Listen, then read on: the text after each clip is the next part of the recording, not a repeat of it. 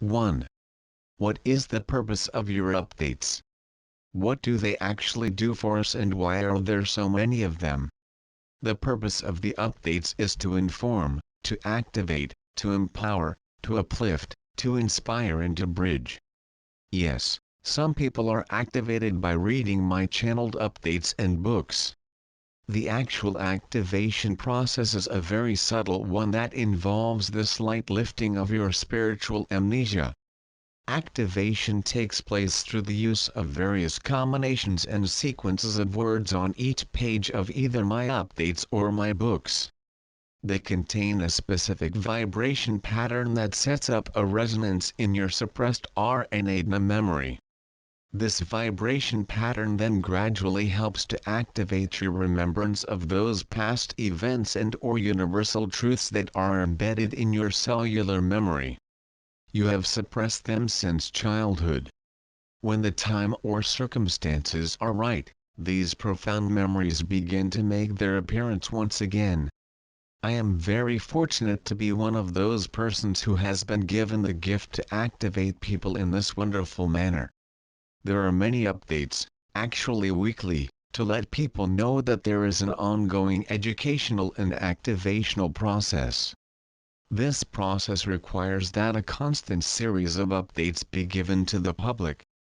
The primary purposes of this mission are to inform you of what is happening and to aid the Galactic Federation in preparing you for the eventuality of first contact.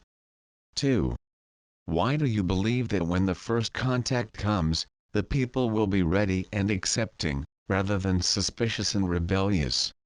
We can break this response into two parts. First, the entire process for our first contact is being orchestrated by the spiritual hierarchy. They have arranged for contact to occur only in the right divine time. This time will happen when our population is sufficiently prepared spiritually and has an awareness in the necessary proportions for the divine contact. This preparation is now occurring in the present period. Those people who are now awakening are going through a preparation that will quickly rid them of much of the potential negative reaction to first contact. Also, the first contact will introduce our planet on a large scale to the incredible positive energies of the spiritual hierarchy. The first contact is a return to our spiritual home and an acceptance of who we truly are.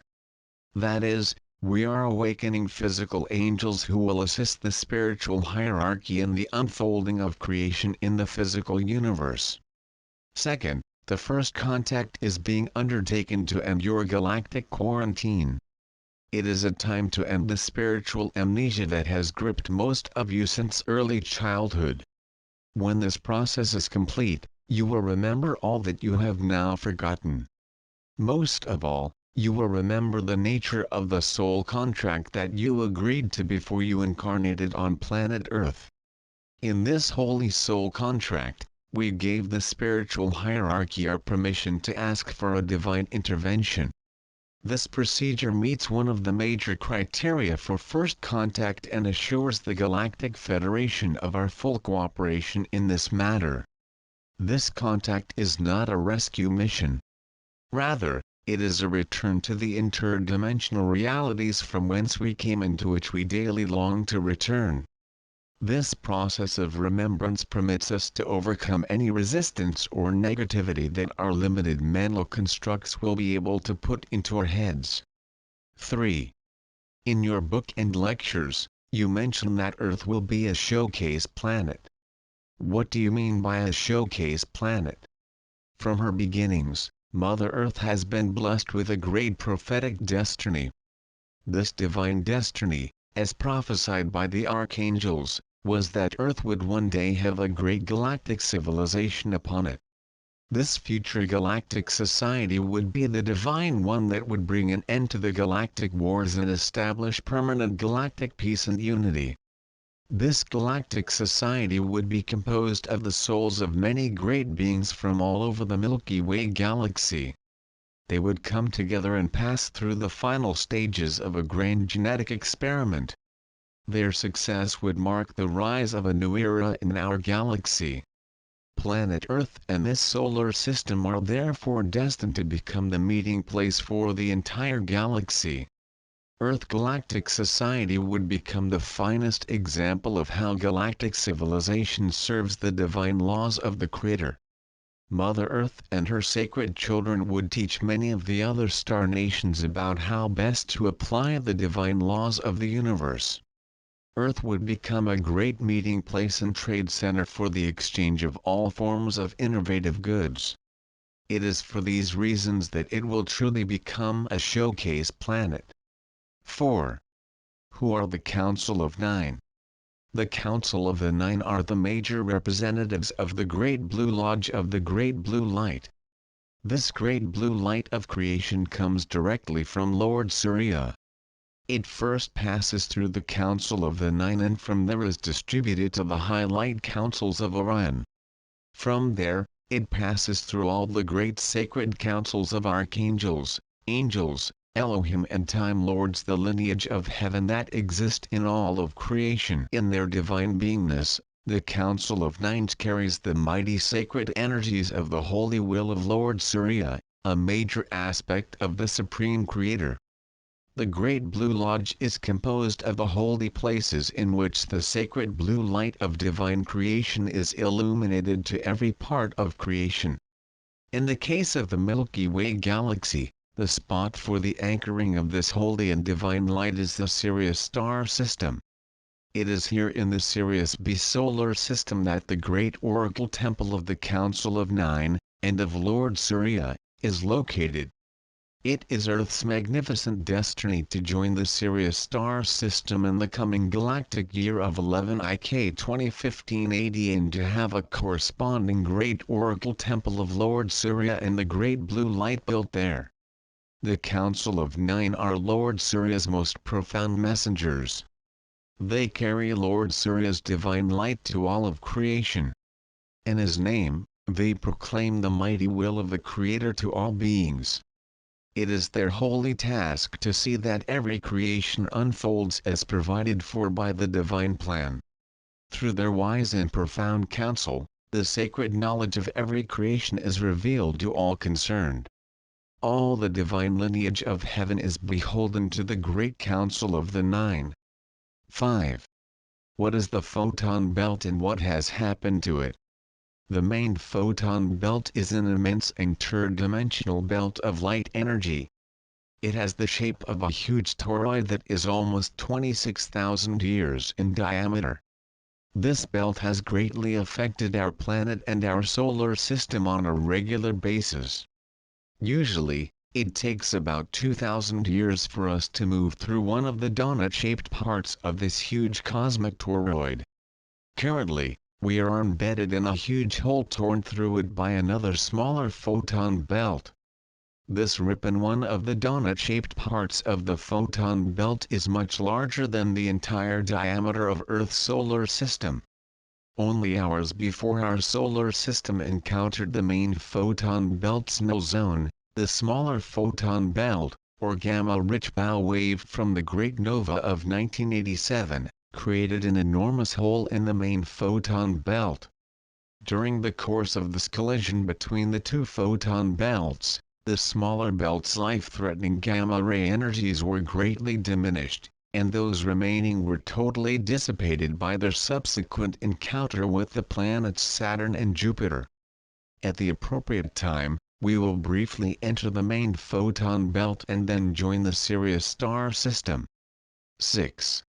Have our rituals and meditations actually changed the scenario for the Earth changes so that they will not be so cataclysmic? If the changes are going to be gentler, will this change the Federation's plans to evacuate some of the Earth's population? Yes, your marvelous spiritual work has greatly assisted the local spiritual hierarchy in changing both the timing and the intensity of the Earth changes. However, there will still be Earth changes.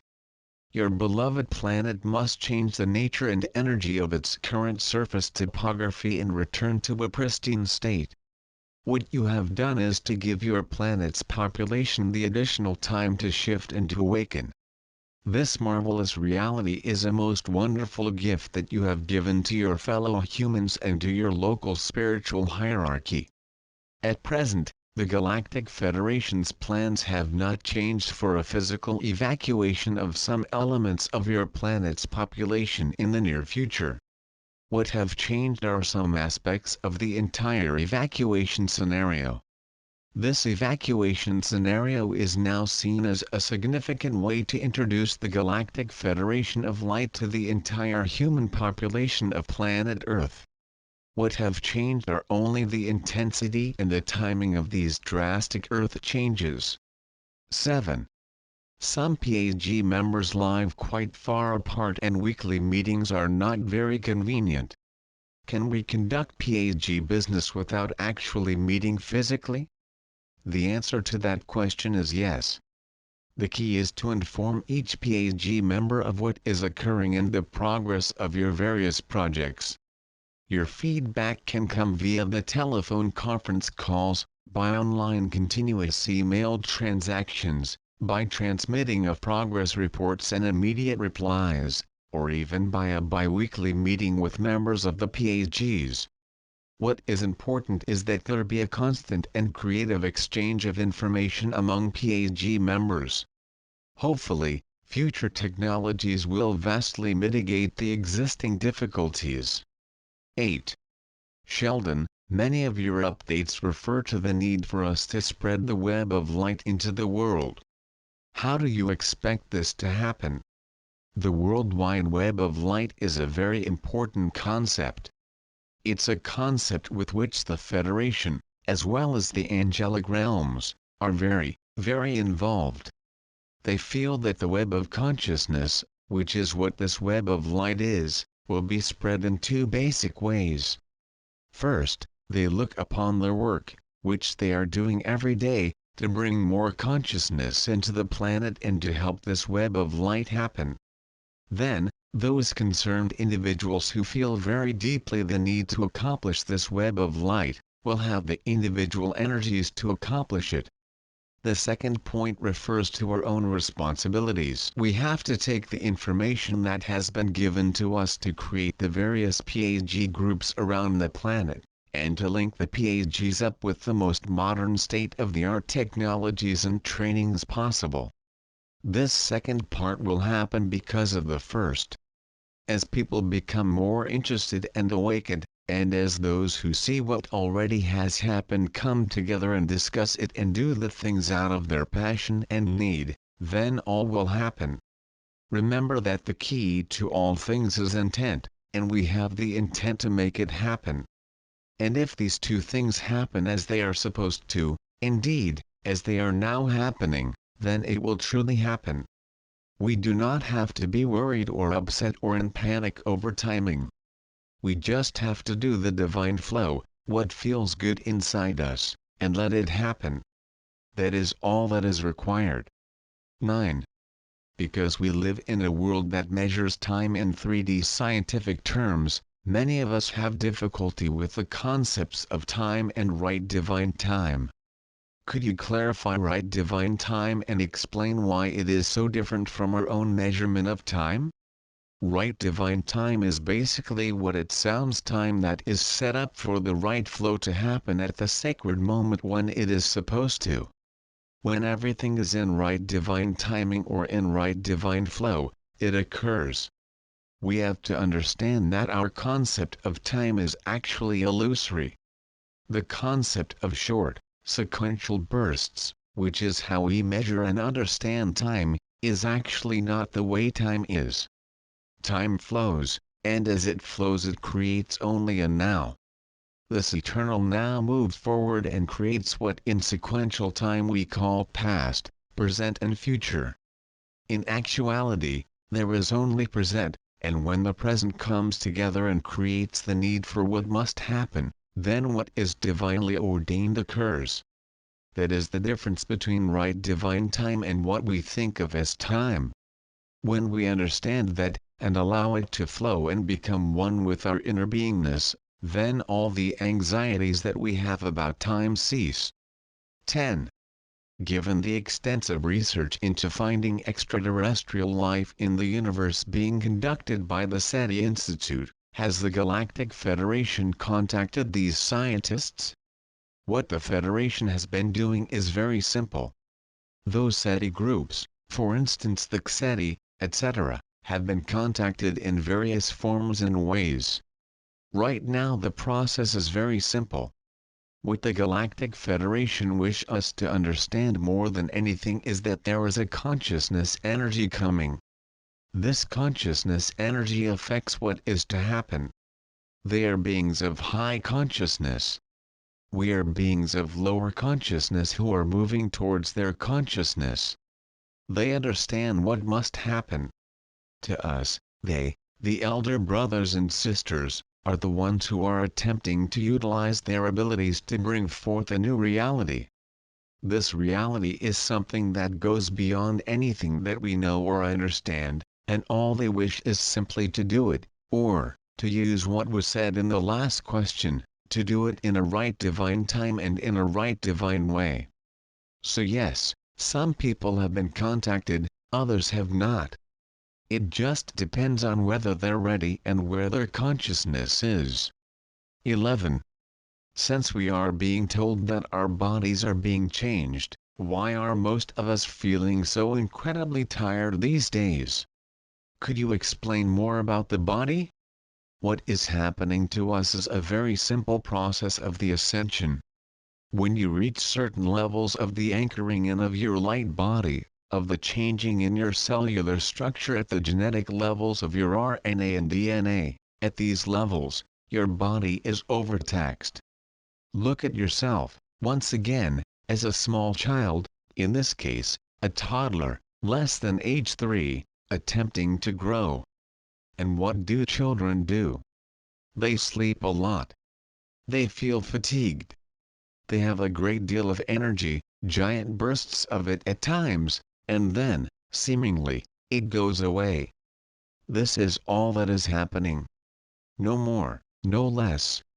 So just go with it and realize that it's part of the entire process of your growth in consciousness and of the bringing forth, the integration, of your physical and spiritual beings. 12. How will the full impact of the photon belt affect Earth's nuclear reactors? As I stated when I talked about the photon belt previously, when nuclear energy interacts with the photon belt, there is normally a vast explosion. Therefore, the key to what the Federation is going to do, before we interact directly with the photon belt and likely before, is to make sure that these nuclear energy systems, whether they are military reactors, civilian electrical reactors, etc., are deactivated and are no longer a part of the whole procedure. So don't worry about that. Just know that it will be taken care of when the time comes. 13. I have been told by a couple of people that there will be an invasion of dark forces in April of this year. Would the Galactic Federation be aware of this situation and how would this affect the mass landings? Every so often there will be certain movings through of dark energies. These energies are part of the entire procedure of allowing this particular flow of light and dark around our world. However, and this is the key point, what is happening at this time, and from now on, is that this dark energy will not be allowed to cause massive difficulties on this world, as it has before. It will be allowed to do one thing: move through us, give us lessons, and then leave. Because right now, this is a planet of glowing light. It is a planet of change. It is a planet of transformation. At this moment, we are in a chrysalis and are transforming ourselves into the full conscious beings that we were meant to be. Therefore, this will not affect the landings, or any aspect of the ascension procedures that are now underway. 14. Should we be preparing welcoming committees to greet the non-sentient beings and the galactic humans? Will we be given the necessary information on protocol, etiquette, and diplomatic courtesies? At the appropriate time, You will be told what has to be done as far as protocols, etc. Don't worry about that. Right now, what you simply have to do is to be. Do the things that are needed to bring forth consciousness. Do the things that are needed to remain positive. Do the things that are needed to keep connecting and networking with each other. When the time comes for the greetings, then you will be told what to do, what has to be said, how to put committees together, etc. Don't worry about that now. Just remain positive, move forward, put your planetary activation groups together, network with other groups, network with the entire planetary activation organization. Be one with yourself and with others, and move forward. That is what is important right now.